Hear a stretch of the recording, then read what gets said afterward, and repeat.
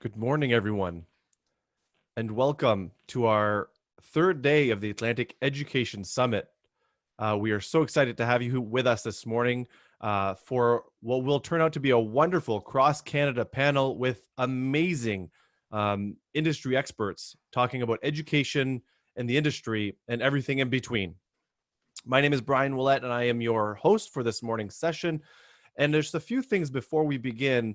This session will be translated live. So if you wish to listen to this session in French, at the bottom of your screen in Zoom, there is a live interpretation. So you can choose to listen to all of our panelists in French, and everyone who is speaking will be live translated into the French.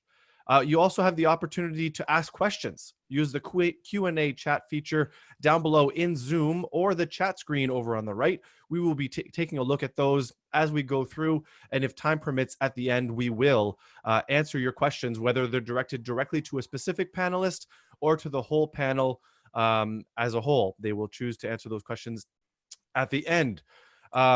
I work in the Anglophone East School District, and I'm also the host of My Creative Classroom podcast. Be sure to follow us on Twitter at My Creative Pod, where I have interviewed many of these wonderful panelists for the summit, as well as talking about EdTech throughout industry and how it can help teachers transform learning. So without further ado, allow me to begin the introductions of our wonderful panelists that we have here this morning. I'll introduce first Monique Boudreau. Monique, originally from Coquang, Monique Boudreau has worked in the world of education since 1994, where she held various positions: teacher and assistant director at the Louis G. Robichaud School in Shediac, educational officer at the Ministry of Education, pedagogical agent and director of education at School District 11, and executive director of apprenticeship at the French School District South. Ms. Boudreau has been the Director General of the Francophone South School District since July 2013, and her mandate was renewed in June 2018 for a period of 5 years. She holds a Bachelor of Education and a Master of Education from the Université de Moncton. Ms. Boudreau is also a member of the National Group of Education Directorates General, where she holds the position of President. She also sits on the board of directors for the Kent Center for the Prevention of Violence since June 2017. In addition, she was the recipient of the Teaching Excellence Award in 2003 and the Prime Minister of Canada Award for Teaching Excellence in recognition of the exceptional support given to the quality of teaching in 2004. In 2017 and 2018, she was named among the most influential Francophone personalities in New Brunswick. In May of 2019, Ms. Boudreau was honored at the annual gala of École Clément Cormier de Bouctouche as Alumni of the Year. Welcome, Madame Boudreau. Thank you. I'd like to now introduce our next panelist, Robert Martellacci. Robert is the founder and president of international award-winning Mindshare Learning Technology. Robert is recognized as one of Canada's foremost EdTech thought leaders and was recognized by EdTech Digest as a top 100 global influencers. He's a champion for igniting student success through innovative solutions and partnerships in Canadian schools. Often referred to as the connector, Robert specializes in forging mutually beneficial partnerships between education and technology solution providers. As a mature student, Robert pursued a transformational learning journey, earning a master's in educational technology from Pepperdine University Graduate School of Psychology and Education. His Pepperdine experience inspired the creation of the Mindshare Learning Report, Canada's learning and technology e-magazine. Robert's innovative spirit and desire to see an accelerated pace of change in Canadian education led to the creation of C21 Canada, Canadians for Learning and Innovation, a not-for-profit he co-founded and currently serves as its CEO. Welcome, Robert. Our next panelist is Josh Waite. Josh is currently an Economic Development Officer with Atlantic Canada Opportunities Agency, ACOA, and champions for collaboration across government, academia, and private sector using an ecosystem development approach. Having had the opportunity to speak on international stages and work with foremost experts in the field, Josh hopes to offer broad and informed dialogue to the discussions around moving learning and education forward in a rapidly evolving world. With experience in both the private and public sectors in this space, Josh hopes to share insights on what is working well and what could be working better, particularly in the context of digital innovation and talent development. Welcome, Josh. Next on our panel, we have Steve Brown, President and Chief Executive Officer at Nelson. Steve Brown has made his mark in Canada and internationally by leading organizations through digital transformation. His career spans a diverse mix of industry and technology experience, from multimedia entertainment, automotive, and now to learning solutions. Since joining Nelson in September 2016, Steve has transformed the vision for this 106-year-old company by reimagining the role and purpose of a publisher in 2017 and beyond. Implementing an internal infrastructure focused on student and educator experiences allowed teams to look beyond learning resources and to look at the fundamentals of student engagement. He has reframed the organization's digital competency by instituting a technology department comprised of some of the world's best and brightest talent based in Silicon Beach, California, resulting in the creation of Edwin, a world-class digital learning ecosystem. Since its launch, Edwin has disrupted the K-12 landscape in Canada and around the world. In 2019, it was recognized by EdTech Breakthrough, a leading market intelligence organization that recognizes the top companies and solutions in the global educational technology market. Selected among 1,500 applications across 12 countries, Edwin was awarded with the Publishing Software of the Year and Best Technology Learning Platform. Steve is a strong believer in the transformational power of education and the role it plays in building a stronger society.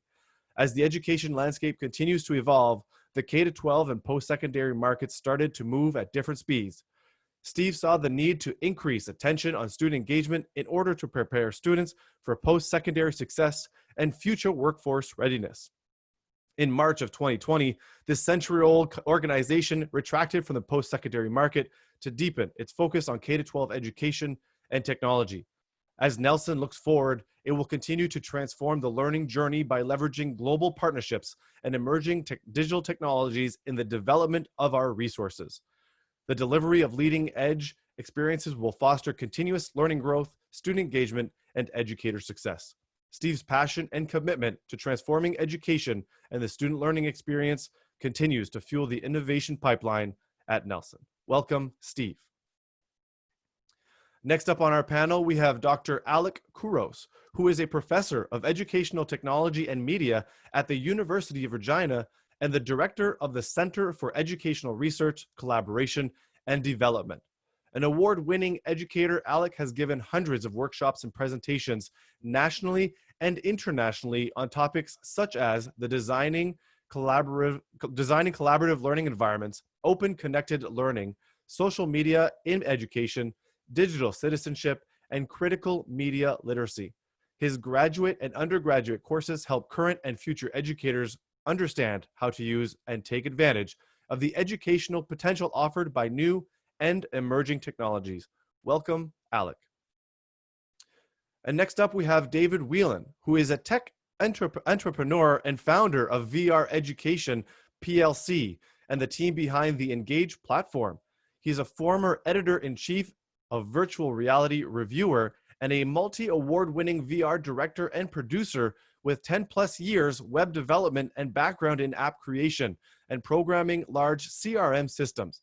Winner of the Time Warner Award and nominated at the Venice Film Festival as Best Director for his work with the BBC on 1943 Berlin Blitz VR experience. Welcome, David. I would like to now take this opportunity to introduce our moderator, President of the Atlantic Education Summit. Please welcome Dr. Mario Chiasson. Good morning, ladies and gentlemen. Thank you so much for spending some time with us on this amazing panel. What a privilege to have those amazing leaders across Canada as a special guest, David Whelan. And to talk about thought leadership. That's great here about what education was, what education is currently now, and what education can possibly be in the future. So we're looking forward, to listen to those great thought leaders across Canada here, and to be able to having a better understanding, opportunity to reflect, opportunities to work collaboratively, and opportunities, to transform learning in the future. So we're going to, kickstart this with this kind of a, event that occurred. We know that the innovative societies put a lot of pressure in the K-20 education system. We try to find solution to bridge the gap. The innovation society is moving maybe a little bit faster than the education per se, and there's a lot of, argument, that states that. And that being told, though, truth to be told, is COVID, suddenly appeared. And, it hit us. It hit us really hard. And we definitely have the phenomenon of, okay, well, we have to adapt and adjust about this new world, or the new normal. So I'm excited to listen to those great leaders here and how they were able to adapt into the scenarios. And at the end of the day, we're going to try to find solution, to bring another perspective of what education could be.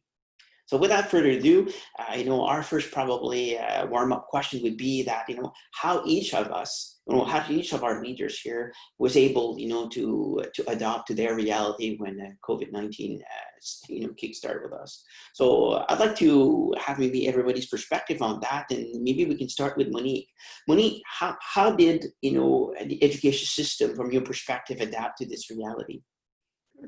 Well, we had to adapt very quickly. It came as a surprise. One day we were in school, and 2 days after, everyone was at home. What I think what helped us a lot, we worked very closely together with the province, and like for us in the French sector, the 3 districts together worked very hard, and the collaboration was incredible. It's something that we were used to, but we met every day and made sure that everything was aligned. As for the distance learning, it's sure that there were some challenges.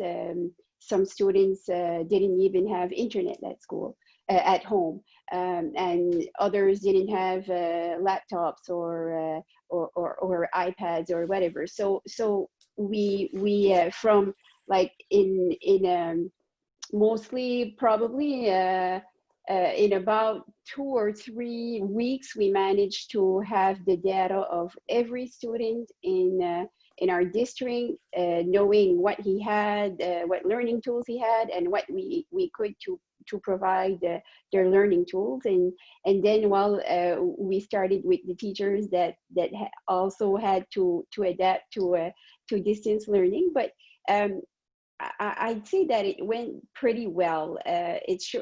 We had to adjust, we had to adopt. It was a challenge for some teachers, and for others it was like, wow, I've been waiting for this, and this is great. And it was the same thing for our students also. They were giving us feedback and telling us, for example, I don't want an email. I want to talk to my teacher. I want to see my teacher. I don't want an email from my teacher, and things like that. So we had to adapt to what the students wanted to. So I'd say it has been a big learning curve, but at most we would say that it has been a great experience. And of course, the need to have techno-pedagogy, the need to have workshops came in, and everybody joined together. We put those workshops together, distance learning for our whole staff, and that was great too.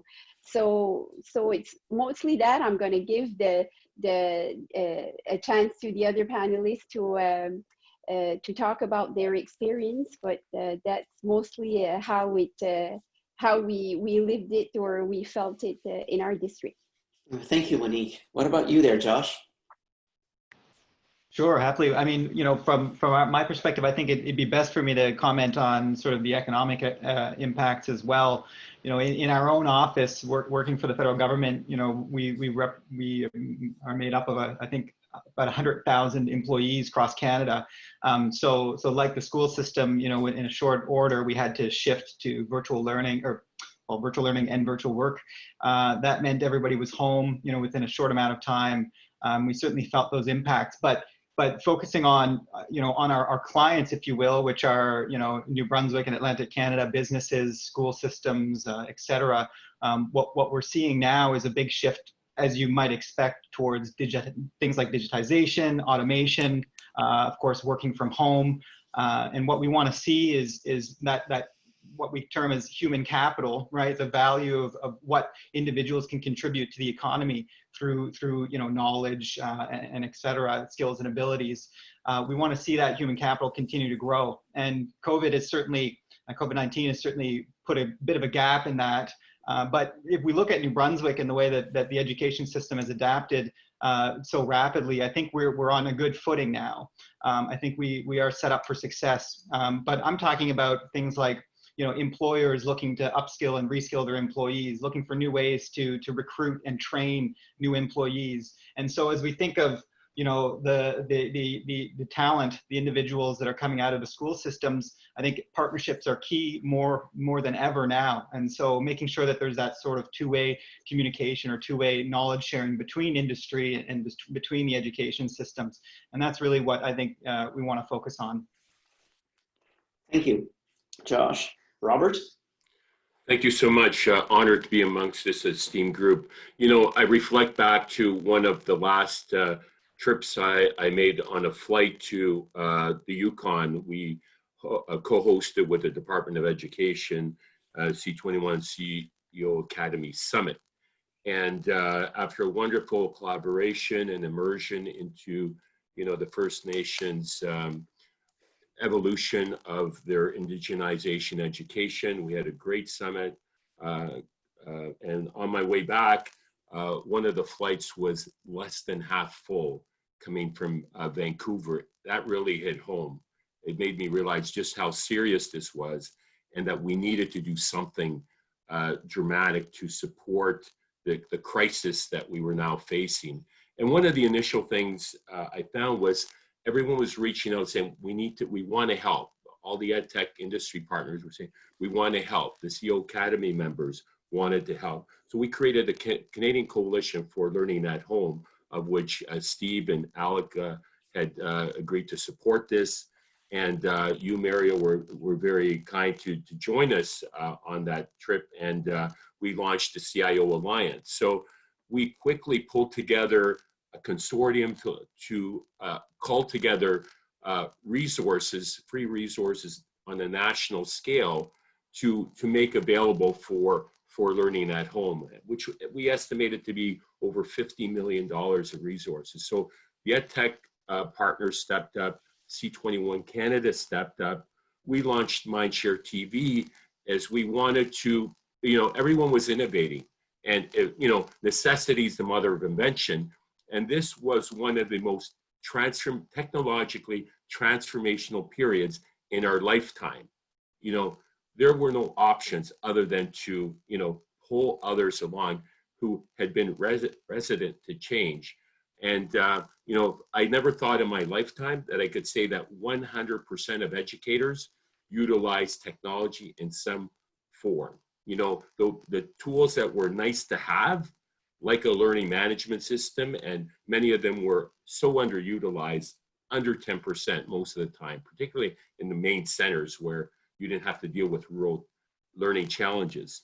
And to see the exponential growth and the human spirit come together and sustain learning was really quite fascinating, and will make for, perhaps if I ever choose to do a PhD, and I know you've wished that on me every day, Mario, and kudos to you for your recent completion, that would make for a fascinating topic. And, where are we going with this? What's next? I'm part of an initiative right now that is quite groundbreaking, never done before to my knowledge, where hybrid learning is going to be implemented, where half the kids stay home, but they don't rotate. They're actually in the classroom. You are immersed in the class, and it's really going to be up to the parents to decide whether the kids choose to come to school, or if they're traveling, or this is the future now, where you don't necessarily, the walls are gone. We've demonstrated that we don't need any walls any longer. We talked about soft walls. Now the walls are gone. The democratization of learning is here today, and we're not going back. Yeah. Well, thank Exciting you, Robert. times. Yeah, thank you. David? Yeah, thanks very much for inviting me to be part of this panel. COVID-19 has been very transformative to my company. So originally when we developed the Engage education and training platform, it was designed for with distance learning in mind. It's a virtual reality classroom where everything you can do in a real classroom, you can do in a virtual classroom. If you have a VR headset on, you can stand up and draw on the whiteboard. You can see your students as avatars, and really, we found that as soon as COVID-19 really hit, like our phones have been ringing off the hook. And even in my own organization, we've all been working from home for the last 4 months, and it hasn't really had an impact because we have all our daily stand-ups inside virtual reality. We have all our meetings inside VR as well. And actually one of the hardest things that we find is that trying to get the people, our workers out of the virtual reality, because quite often in a tech industry, we have quite a lot of single males in their mid-20s. And when we had lockdown here, their only real outlay for social interaction was inside a virtual space. And really in the educational setting, again, this was designed primarily as a distance learning tool. And with COVID-19 and everybody being forced online, they've really looked at different alternatives to video-based medium. So this is fantastic. We're having a conversation here right now with 8 people talking, but really, because I'm talking, I kind of have control of what's happening. But in a virtual classroom, you can have your teacher down at the virtual whiteboard presenting as they would in the real world, and then the students themselves can lean over and talk to each other and whisper in somebody's ear and maybe get that answer. And that's something that you can't do on a video-based platform. It's those interactions, and really we primarily designed Engage for the homeschool market, where you have a lot of these bright, hugely talented students who are at home, and they might just be a single child in that family, and they don't make those peer structure groups because they don't really interact with anybody of their own age. Whereas in a virtual platform, they can make those real social connections without actually physically going to a brick and mortar institution. And really, COVID-19, what we've seen is something that we thought might take maybe 3 to 5 years to really progress and be commonplace has really been condensed into 2 or 3 months where everybody was forced online. So it's been a crazy, crazy busy time for us here at VR Education. Well, thank you, David. Steve? Good morning, everybody.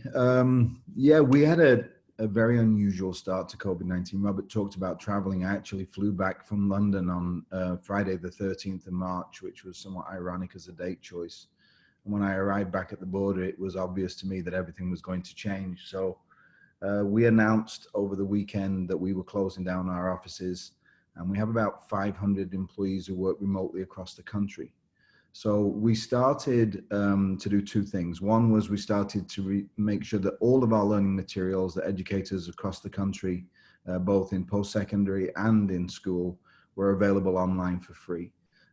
So we scrambled to do that. Obviously, we had content management systems, and we had repositories ready just because all of our materials are available both physically and digitally. But to make them accessible for free with a single click, what I tried to do was I tasked our tech team to make it as straightforward as possible. So our first reach out to the educational community was to parents and students. Then we started to arrange some webinars, some PL, some PD, to talk about methodologies and things to work at home.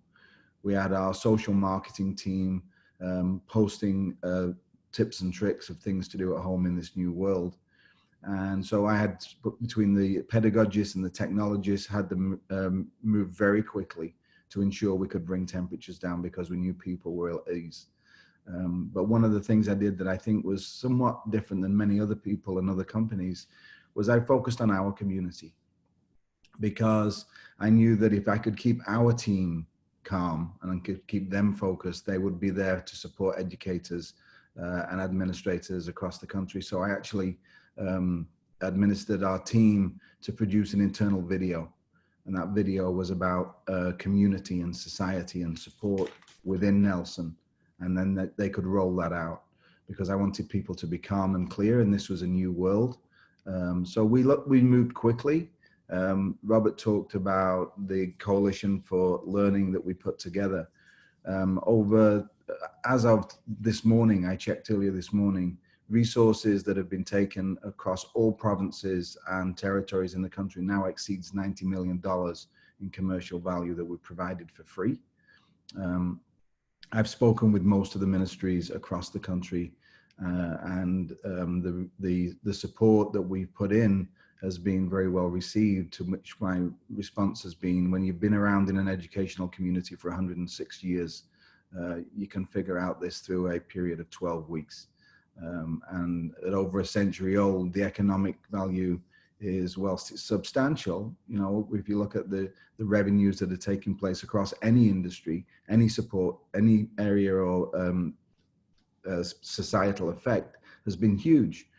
But I mean, we're about the long game and not the short game, and that's about partnering with education and helping students, helping teachers, professors, and instructors across the country. So it's been a very stimulating 12 weeks. We've learned many things that we hoped we hadn't needed to, but we're coming out the other side smarter for it. So that's kind of our learning journey. Wow. Well, thank you, Stephen, there. And Dr. Couros? Hi, thanks for having me today, and good morning.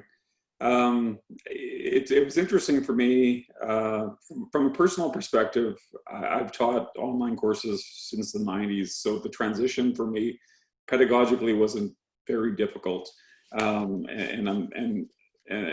what I found is a number of people from my program, those who had taken EdTech certificates or programs before, they were also very well equipped. So it's great to see that EdTech is getting some of the credit and that it deserves, and it's being brought into the spotlight in a greater way. What I spent a lot of time on, though, in my class is just dealing with the emotional downturns, you know, the support, the anxiety, the stress that most of my students who are teachers are in classrooms, and they're in a tough spot. They're trying to engage students in ways that they never anticipated before, trying to connect to them.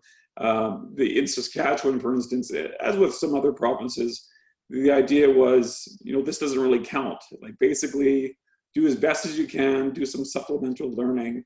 But all of the incentives for learning before that just sort of disappeared, evaporated. And so this was a tremendous opportunity in many ways, because it gets to this raw learning. Like, why do we learn in the first place, outside of the authority of the curriculum and, you know, the presence that we have in the classroom? How do we engage students that we don't get to see every day? So I spend a lot of time working on that question. And in the K-12 set, I'll speak to the university. To my colleagues, I spend a lot of time supporting them, because the average university teacher who's not teaching in an online school doesn't really have much background in teaching online. So that was a huge piece, and just thinking, you know, technically trying to get a number of, you know, Zoom licenses, or, you know, taking we use Moodle, making sure that people are using it all of a sudden, where they didn't before in many ways. So that, you know, and the professional development sessions that we'd have to run, you know, came all of a sudden. So, you know, this happened very quickly. In the K-12 sector, I've never been so busy in supporting schools, in working with our Teachers Federation to help them rethink how they provide professional development across the province, because most of it's been face-to-face. So a lot of pivoting, looking differently at how we do what we do in our classrooms, and in our, you know, professional development sector as well. And of course, again, the backdrop is this intense anxiety, uncertainty of our students, of our faculty, many who, you know, are worried about getting their jobs cut, you know, the economic downturn. we're fortunate to be working still. And so across this backdrop was the difficult part to, there's an incredible silver lining in terms of rethinking education, but at the same time, it's at the cost of much of what we know and much of what we do in society. And so we have to really rethink everything. And so this is an opportunity, but at the same time, it's a dire situation that we find ourselves in. And I keep reminding myself that we have to think both ways about that. Yeah, I definitely have a balanced approach with this new reality. So it's great. Many words has been pulled out, the word collaboration, equity, professional learning, human capital, help each other. It's all about that. And we're seeing that more and more, that the vulnerability, it's kind of faded away, because now it's just the humankind, helping us, each other, kind of survive, and how we can make sure professionally, pedagogically, and personally, we can have a balance to this, to provide this support. We talk about, the community getting together and being safe, right? This is so much important. There's a lot of emotional behind that, and to be able to secure and leadership, is definitely, a very important element during these days, to make sure that everybody have and safe.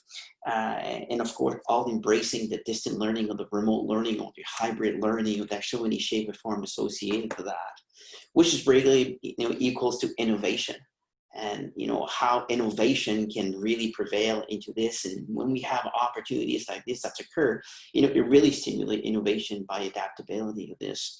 So with that being said, it would be great to understand your perspective and how that, in your reality, how innovation, many innovative opportunities that occur, and for that to overcome our challenges. So starting with Monique, what were the challenge was, and which innovation from the K to 12 have been doing with that. So we'll start with Monique. So Mario, the people who know me know that I'm a history teacher, and when I used to well, I didn't want to teach history. I wanted them to learn. So I was always innovating as a history teacher.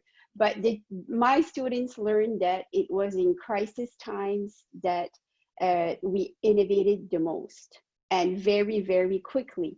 And the women who worked in the factories were really the ones who made us win the Second World War. They collaborated together.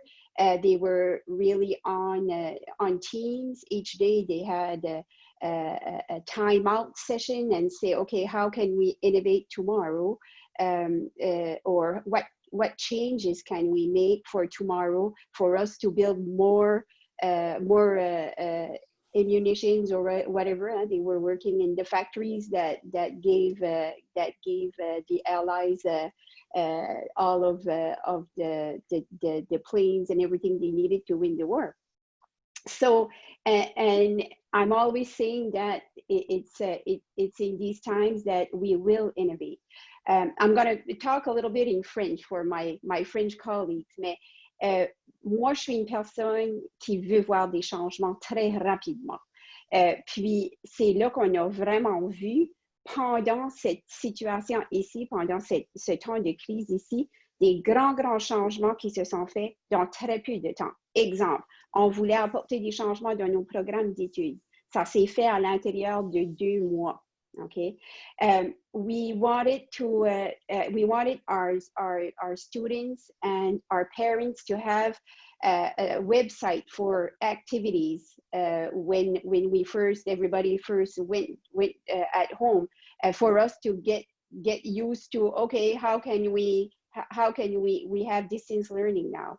So in a week we built a website named Je m'éduque, for our parents and our students from even before K to 12, but even for early childhood, they had activities that there was in a website.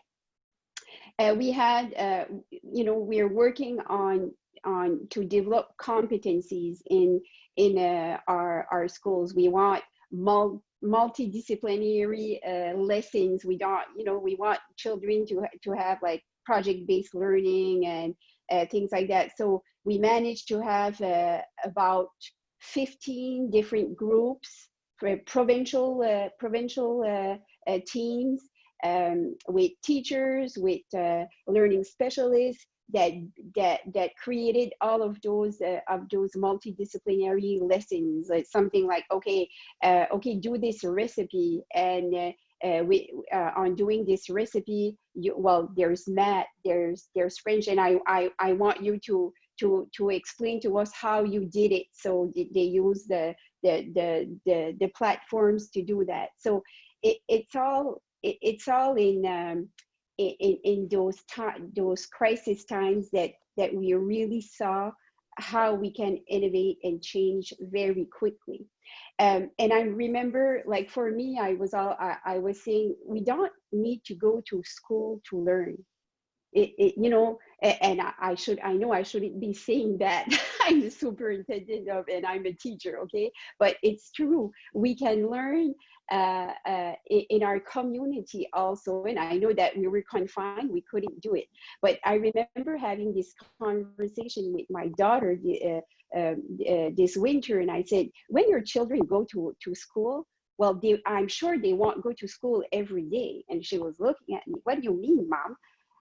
I said, they don't need to always go to school to learn. They can learn with technology, they can learn in society, and that's really when you're in society, when you're working with a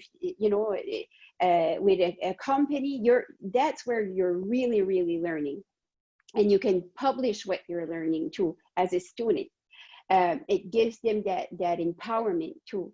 And we like, and I was saying, will I see that in my career? I'm not sure, but we saw it, we lived it. And next year we're going to be experiencing it too, because our high schools, the students will come to school every 2 days. And I know that some people are like, okay, well, will they be engaged? Will they be motivated? And I'm saying, of course they will, but don't just connect them to give them a course, and when you're teaching and they're looking at you teach, okay? Make sure that the day they're at home, they're engaged. They can collaborate with the students that are in school. They can collaborate with other students. We have teams, we have Nelson too, and we're using those tools, and we learn to use them very quickly to engage the students in their learning. And we have been seeing that innovation everywhere, from the students to the teachers, and even for us as a leadership team. Like for me, even when we used to connect with Skype and have little sessions with the principals, I would never even put my camera on. They just see my picture. But when I really want to talk to them, I open my camera and they see my face, and they see that. And I know we are talking about the importance of the human behind the screen, and that's very important. And teachers, they want to be teachers because they want to connect with people.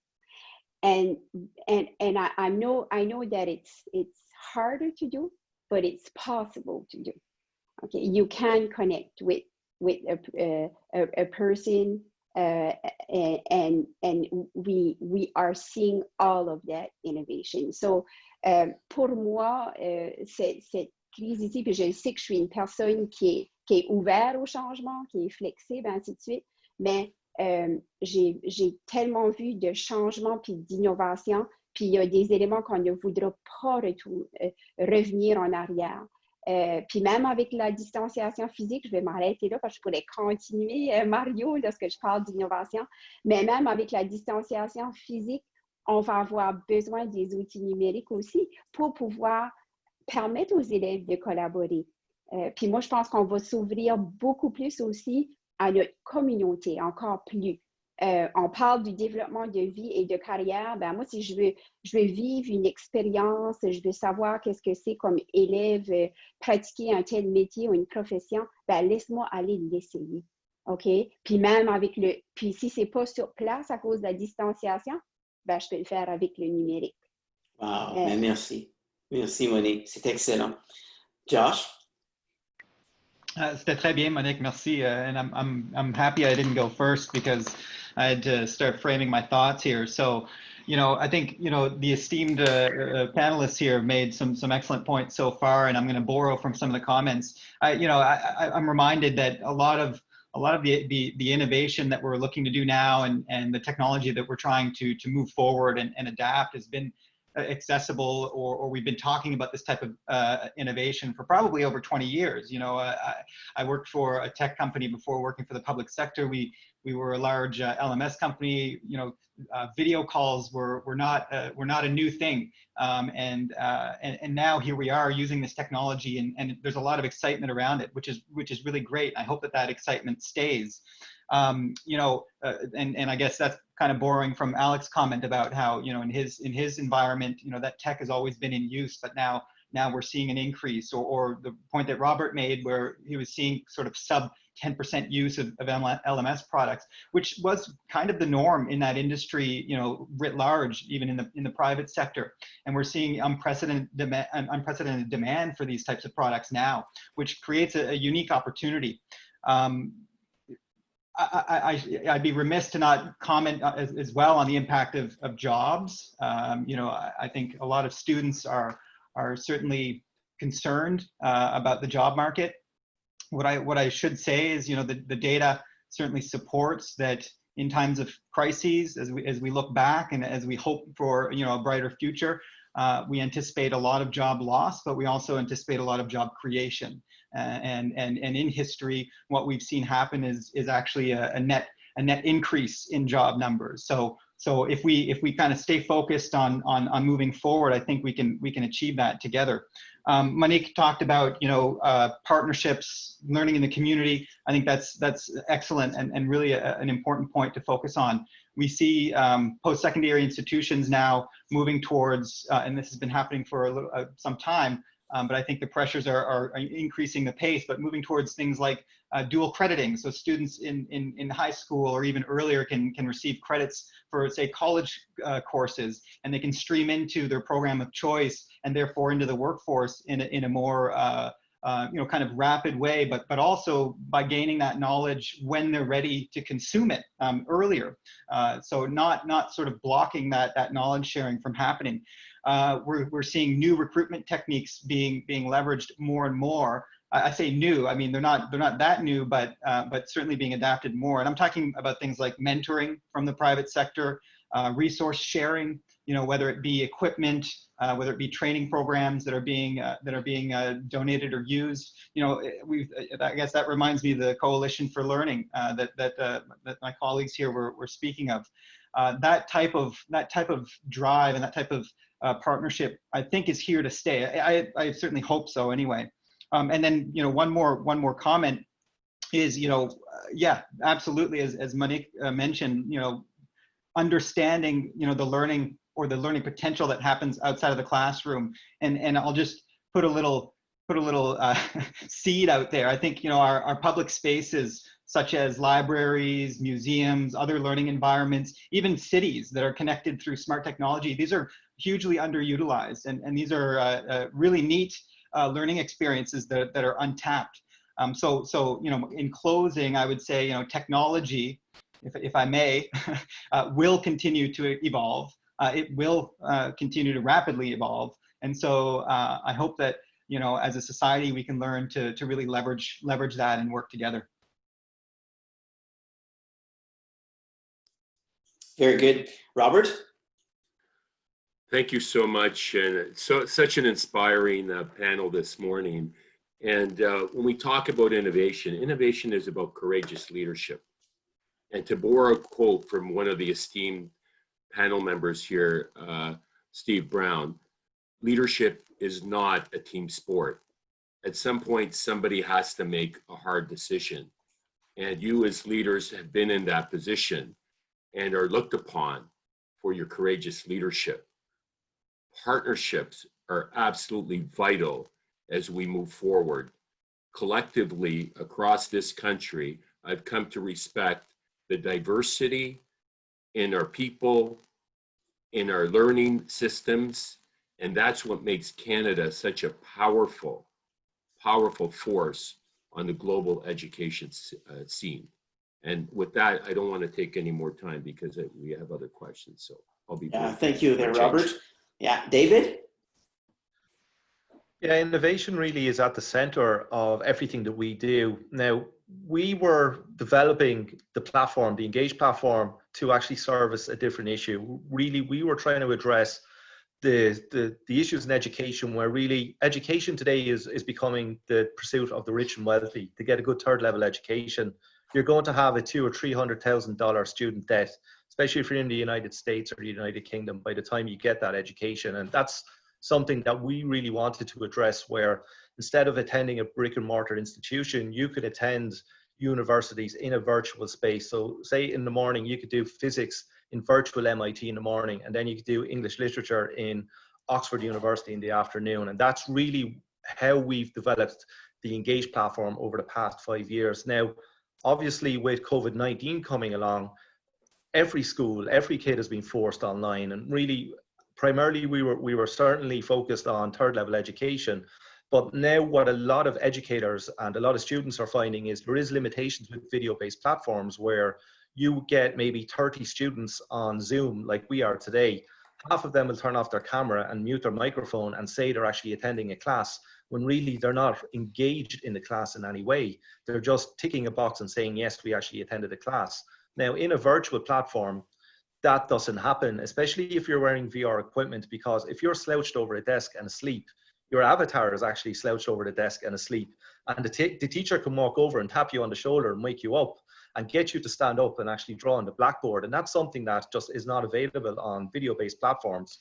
And in my own education, really what we're trying to do is, like, I'm dyslexic. And when I went to school in Ireland, I'm very, very good at some subjects, but I'm extremely poor at other subjects. And it's the way I learn. It wasn't that my educators were poor in any way. It's just I responded very, very well to some educators as opposed to others.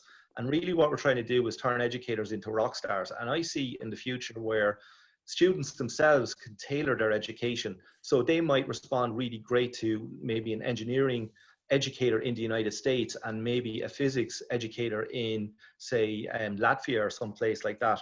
They can tailor their education to their needs and really feel like they're in a class, because when you're in a virtual classroom and that teacher is standing in front of you, it feels like that teacher is literally 2 feet in front of you. Like right now, I can just see everybody's face here, and I can see your shoulders, and I can see your faces emote, but I don't get all that non-verbal communication. So in a virtual class, if you're talking to a student, you physically turn around and talk to that student, and with projected presence and spatial audio, it sounds like the audio is coming from that direction. And as you're emoting to somebody, they can see if you have an aggressive stance or if you have a very moderate stance as well. And this is all stuff that is very unique to a virtual platform. But yes, I see there is huge opportunities, and everybody is jumping on the video-based platforms at the moment. But I certainly believe that the virtual space and getting your own education tailored to your needs, the same as video on demand. Like everybody now is very used to Netflix, very much used to YouTube. You get the service that you want. You look at the videos that you want. You get the TV that you want direct. You're not just being served by a network where you just have to watch what's on the network. And I think education is going to go exactly the same way over the next 2 to 5 years. Very good. Thank you, David. Steve? It's such an interesting panel. The discussion on innovation and the ability to be able to have a classroom without walls is undoubtedly true. But let's not kid ourselves. Innovation doesn't happen in 12 weeks. I mean, the innovations that we're talking about have been available and been building for 3 to 5 years. Other industries are already there. That what we're trying to achieve, other parts of the private sector have already achieved it. It's really about the habitualization of new learning methodologies. So, I mean, this has served as a catalyst, and surely it's a catalyst that every single one of us wishes never happened.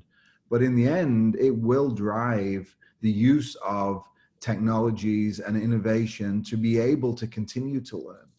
And as I mentioned yesterday, if we can't create equity in a classroom, whether that be virtually or not, how can we do it in a society? But if we're really going to create equity, we have to create infrastructure. We still have over 22% of this nation doesn't have Wi-Fi at home.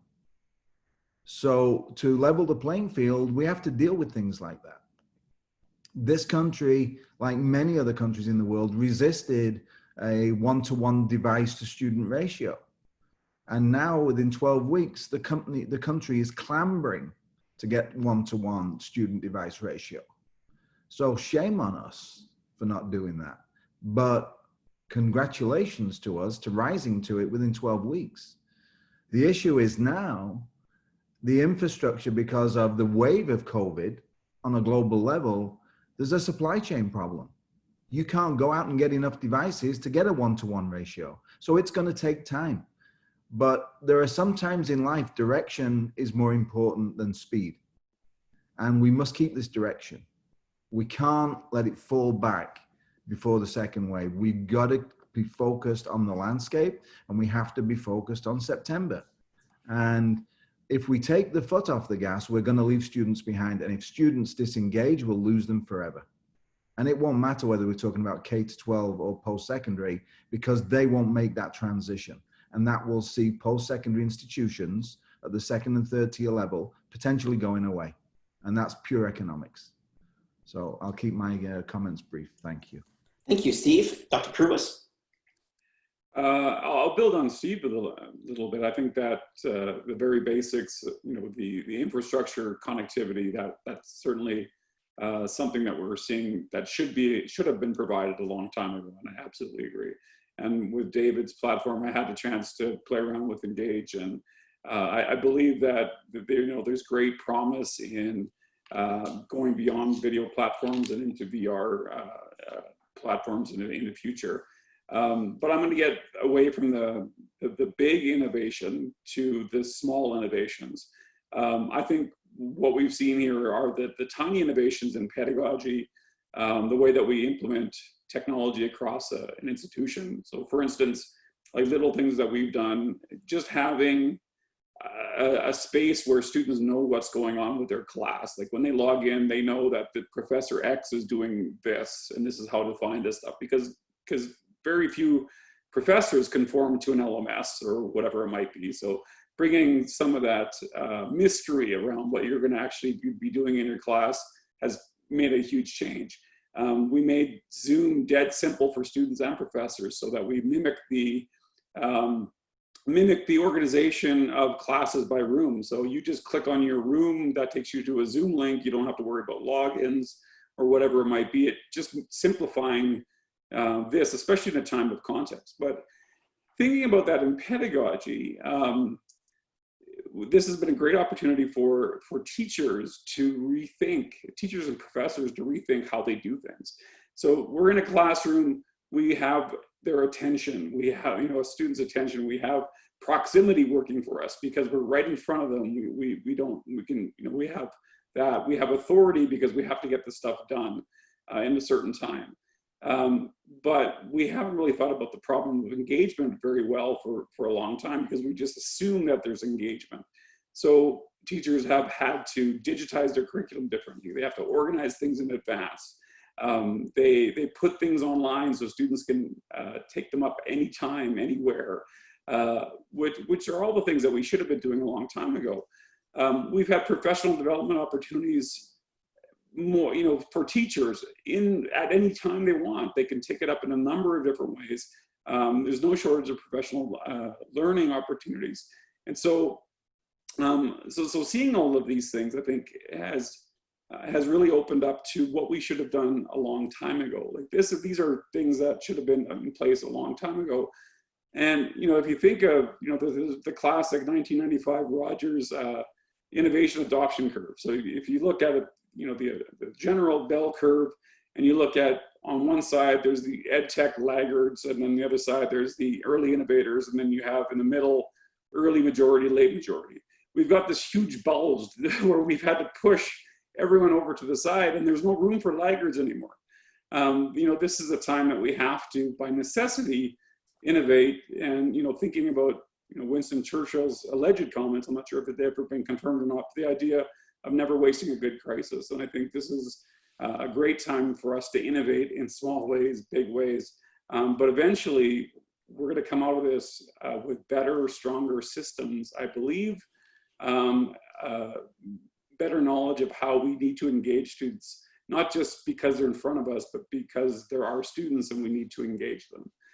So I'm thinking that there's a lot of positive on one end. Hopefully we can make it through the negative. Very good. Well, thank you there, Dr. Couros. You actually stole my quote there from Winston Churchill, because I was planning to say it. So kudos to you, and thank you for putting on that. Well, that's great. I want to try to synthesize this before we go into Q&A. And to be honest, it's quite inspiring to me. For me, it's a great professional learning opportunity to listen all at you. And, you know, at the end of the day, we're talking about, you know, student engagement, teachers engagement in context. And we have been dealing, you know, with physical space and digital space. And when we talk about physical spaces, we used to go in schools, we go to the libraries, we used to go there into, you know, into internship program, where all our schooling was. Now we have to suddenly adapt to learn and teach from living room, from basement, you know, from the kitchen. And we have to that. And from a digital perspective, like, you know, we were underutilizing 2D dimensions of technology, digital technologies from, you know, communication and collaboration platform to now VR world and AR world. And everything's in between is to the hybrid learning in many format, which define. At the end of the day, this from an innovation perspective is providing or launch the opportunity to student to create, to validate his learning, to experimenting, and after that to reflect. To provide the teachers to be assisting and guiding and coding all that learning, you know, physically and digitally. It creates this movement where that principals, you know, are managing new innovative culture now, but of teaching and student to learn, you know, in all those dimensions. We talk about, you know, direction, you know, we can't stop. What a great opportunity. So with the direction comes with vision, right? Okay, and for vision, you need to have leadership to establish that path and vision. And from a leadership perspective, we definitely have to work collaboratively to create that, with this. So with that being said, thank you so much, you know, to answer those questions. And I know that, you know, we're going to head over time, but I think it's worth it, you know, to spend extra time to have Q&A. So with that being said, thank you, and I'm going to move it over to Jeanne and Brian to address the Q&A section. So thank you. Yes, we have a question from a French grade 1 resource teacher, and she is or he is wondering, how do you have any solutions to how to get the parents connected? Because if you're teaching grade 1, it's definitely not the grade 1 who's always going to be able to. So how do you get the parents connected and engaged in this new way of learning? I don't know who wants to answer, or. Unmute yourself, Robert. There we are. Thank you. Great question. You know, we publish Canada's Learning Technology magazine on a weekly basis, and so we curate nationally and internationally. And there's one school district that I'm aware of, West Vancouver, that actually had parent PD in the form of some YouTube videos. So they've been kind of the ones that have been forgotten in this remote learning equation. Many of the parents I've spoken to have said, I don't know how to do this learning. I don't know how to teach my kids. I've never taught school. I'm not trained. So parent PD is, I could envision, that's a whole new service, whether it's the school systems or private enterprise that are going to get engaged in supporting learning remotely. Without a doubt. So that's my comment. Any other people who would like to add to this? I can speak quickly to this point. I've seen locally, like for one, I think we've not done well in the past to have parent engagement. I think this is something that we should also always have, you know, tried to at least strive for. I think we've fallen flat on that in most cases. But there are, you know, some really interesting things coming about. So I'm going to just drop something in the link. It's from an elementary school here.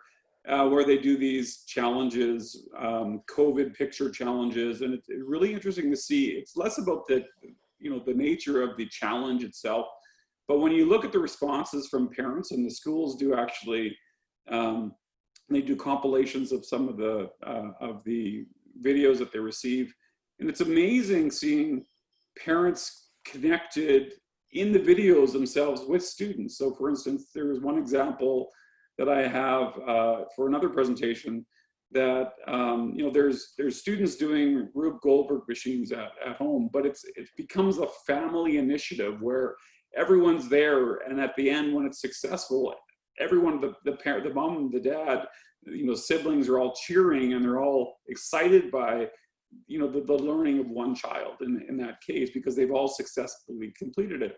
So when we think about assignments, when we think about what we do on a regular basis, let's think more about parent engagement on an everyday basis, not just because we're disconnected and we're trying to get engagement, but how do we actually design instruction in a way that asks for some, for some connection in home, or from someone that's, whether it's a parent or guardian or someone else that might be significant to those. Of course, we always have to think about family structure and equity and what kids have at home.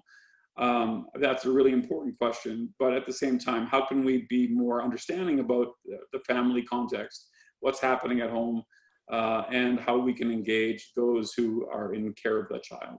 I think it's something that we can do much better, and we should have done a long time ago. Thank you. We have a last question, and this, I don't know if Steve wants to address it or someone else. Is there a definitive list on the infrastructure side that we could classify as must-have? That's a great question. That really is the gateway. Well, the first one as must-haves is the ability to connect. So I think Wi-Fi infrastructure is the first one.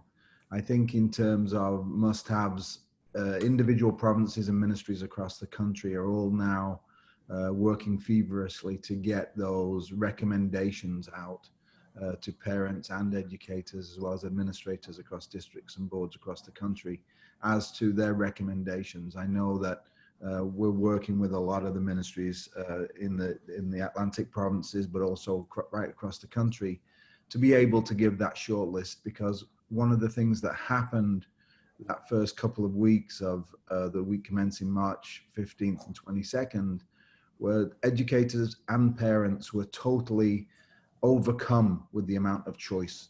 And a lot of those choices really weren't, curriculum aligned, weren't tools that did anything but create migraines. So I think there will be a lot of lists available across all the provinces in the country. But the first one for me is the access to a connected environment. That does two things. Not only will it give you the ability to have that umbilical link between educator and student, which is critical and societal, but what it will also give you is the ability to work with those cohorts in your surreal classroom, to be able to connect and keep that social emotional aspect going, because that's extremely important, and not only for students but for teachers as well.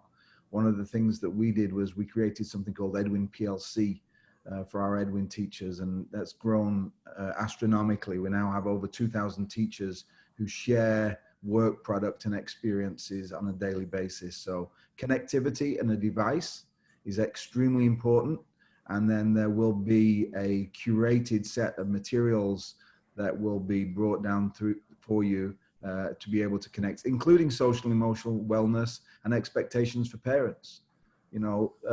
Parents from a social emotional standpoint, as Alec was mentioning, were really getting stressed at the beginning. And one of the questions on parental PD, there's a lot out there, but the first one starts with don't expect too much of yourself.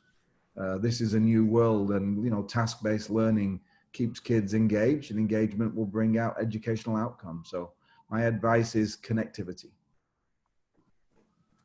Thank you very much. We have one last question, and this will be the last one, because we're already 7 minutes and there's another presentation at 10 8:30. Some children and teenagers live in hostile environments at home. For some of them, schools and infrastructures represent a safe and secure space. What would happen to those kids if education was become more and more virtual? Who would like to answer? Maybe David? Yeah, so what we find in the virtual spaces is because they're totally immersed in the actual virtual classroom, they don't see the real world around them. And even if there's quite a lot of noise going on outside, the fact that they've a pair of earphones inside, they completely feel like they're in a different world. And I would even take that further. We've had children inside the virtual platform who have severe autism. And now people with autism, they find it very hard to read expressions and emotions on people, and they really clam up, and that's why they don't communicate. And quite often that's why they don't communicate quite well with their other peers. However, in a virtual platform, they feel very, very safe, because when they're talking to the avatars themselves, they don't track the facial movements like we can see facial movements. So they really open up, and they really talk and collaborate in a virtual platform. And actually it has a residue effect even when they come out of VR for several hours later. They still have that openness and willingness to talk. So it is a very, very safe environment. But virtual reality, it's a tool like any other tool. It can be used in the right way, and it can be also used incorrectly as well. And it really is up to the educators and the people who are hosting these virtual online classes, the same as on video-based platforms, to make sure that these environments are very, very safe and intuitive. And to go back to Steve's connectivity point as well, very, very soon, you are going to be walking into telecoms companies, into shops, and we're working very, very closely with these telecoms companies, where they're really trying to sell 5G services to customers, but they're finding it super difficult because people are happy with 4G connectivity, but they've spent billions of dollars on 5G services. So very soon you will be walking into phone shops where you will sign up for a 5G account. They'll give you a nice, very nice handset that's 5G enabled, but they'll also give you a VR device. And this is really where we see the big, big uptake. And that's actually coming very, very soon. It's just months away. Thank you so much. We have one last question. It's about how can we bring our students and personnel to be more resilient, especially with COVID, everything being so uncertain. Monique, would you like to answer that? She just lost connectivity. So did she? Okay. Yeah. Well, maybe what we could do for that last question, people afterwards can go and write down their answer so that William will have his answer.